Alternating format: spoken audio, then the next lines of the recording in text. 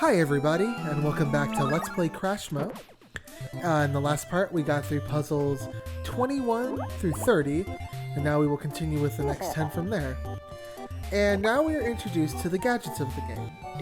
So on top of pushing and pulling and sliding blocks, we have to also deal with unique kinds of blocks and different little gadgets that help us move and approach puzzles in a different manner. First off, for this first set, we're going to be dealing entirely in this section with cloud blocks. The cloud blocks are able to float in the air without any issue dropping, and if any sort of block is on top of them, they can continue to hold them while floating in the air. It's a pretty neat little, pretty neat puzzle. Most of them in this game, even like the harder ones, usually implement it pretty well, and yeah, it's a good time. Yeah, pop-up blocks here needs to explain the intricacy of the gadget, but this one's pretty straightforward as far as all the gadgets are concerned. In fact, the next 4 worlds are just going to pretty much be about gadgets. Yeah. Okay, so yeah, on top of getting that, we also unlock the ability to use those gadgets in the Maker Studio in this game. I think it's just called the Crashmo Studio. I keep calling it a Maker Studio because of Mario Maker, but I don't know. That's my brain, I guess, is just saying, yep, that's what it is. Alright, so yeah, this puzzle here, we have to essentially just displace the block on the bottom so that we have an easier path to the top. Pretty straightforward, pretty simple. I'm still kind of going slow during these parts, I guess, just to really communicate how to get there. Try to do a diagonal jump. The thing about Crashmo is you can do diagonal jumps, but if you if there's a block directly above you, it'll pretty much stop you from gaining enough height to actually reach any sort of block in any distance, which I don't believe was the case in Pushmo, or if it was, maybe it was just a little bit more lenient with your navigation. Don't exactly remember. Alright, so this puzzle and the next puzzle are pretty simple. We just got to push the cloud block into the 2-hole section. It's a pretty fun one. It's pretty simple. I'm really scared about what I need to do here. You just need to move it right by pushing it with the staircase block you have. You get rid of that as a support. It falls down. You get it. So I believe it's actually not the next puzzle, but actually a few puzzles down, we're gonna have a similar one to that. First, we're just still dealing with the basics of understanding the cloud block. So there's also many other puzzles using the cloud block like this, where you'll see a staircase that kind of has a hole in the center, as you see here. And we just essentially need to get the cloud block to get into that center hole, which essentially just means dropping the green staircase down enough to where we can just push it right in. You know, pretty simple, I would say, as far as this stuff is concerned. So I'm kind of like contemplating for a second. I just need to push the yellow one so it's not on the same plane as the cloud. So we get that in place. We use the blue block here to put that right into place. And bada bing, bada boom, we've got another staircase finish. I sure do hope you've enjoyed these staircase shapes, because you will be missing them sooner or later, because the later levels are just outrageous. So also, during this set of puzzles, I don't know why, I just seem to have like a lot more trouble in general. I had like a couple different cuts here, just because I don't know, my brain didn't want to solve the puzzle for some reason. Okay, I hope no one heard that motorcycle that passed by. So for this next part, yeah, I mean, there's not really a whole lot I can say for some of these. It's essentially just kind of figuring out ways to make a path to the top. Usually, finding a way for the floating. In a lot of cases, the floating block is used as some kind of foundation for blocks that are higher up. But yeah, that's pretty much it. There's just not a whole lot to the floating block. They only do a couple kinds of puzzles with it, and in most cases, they're pretty straightforward, or at least you can understand it. So I messed up here as I was saying how straightforward this game is, because I like to put my foot in my mouth. So yeah, this one essentially, it was just kind of keeping the floating block in place until I could get the yellow S block there. S block is what I'm calling it because it looks like the Tetris block.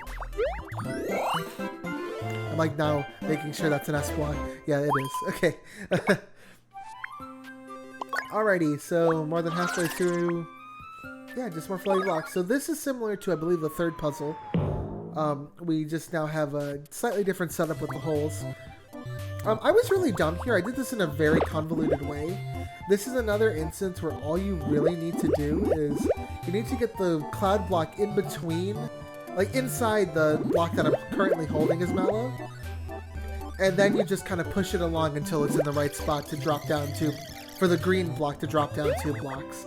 I do this, technically the way I did it is also correct, but I don't know why I did it this way, if I'm being honest. It's not incorrect, it's just, it was really dumb. So I pull the green one up, and then I push the orange one to the proper side, which, once again, is kind of needlessly complicated for what I'm doing. But I guess it's just like sunk cost. I was like, oh, well, yeah, I'm already doing that, so I guess I have to. Alright, so yeah, that push forward was a misclick. Sometimes the controls can be a little weird. Sometimes it'll read a side push as a front push, just based on if you don't have it oriented properly. So that doesn't really come up as much of a problem, but, you know, every now and then. So yeah, I don't know why I did it this way. Like, I kind of overcomplicated it, if I'm being honest. Now you might be asking yourself, why didn't I re-record this part? Listen here, buddy. Listen here, hypothetical person that I'm making up. I played this game like 4 times for this Let's Play. I don't feel like playing it a 5th. Just to fix up one puzzle. Okay, so here you get to see me be bad at the game again. As I have to do...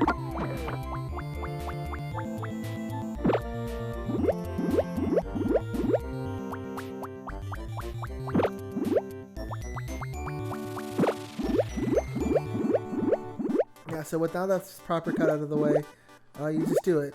If you hear that the audio gets cut for this portion slightly, it's because I was so bad at Crashmo this time that I even had to cut my voice because I was a dummy. So I make a small mistake here. Or do I? Maybe. Yes, actually. No, not really. But, yeah. You don't even need the yellow block, really, but I like to use it. The yellow, like, I guess, parabola block, I'm gonna call it. You know what a parabola is? Take geometry, and you'll learn what a parabola is. Yeah, sorry to bring math into this, I apologize. I'll make sure to delete my account afterwards. After this video's been up for, like, 5 years. Assuming that this channel doesn't just get deleted or something. I'm hoping it doesn't. Okay, so another instance where you guessed it, I hope you guessed it, we get to do another staircase.